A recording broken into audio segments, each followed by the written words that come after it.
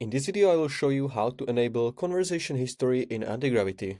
When this switch is turned on, the agent can use your previous messages from the session to give you better answers. I'll show you where the setting is. So firstly you want to open Antigravity and you want to click on this gear icon in top right corner next to your profile, and you want to open Antigravity user settings. And here you want to make sure you will go to agent, which is under global.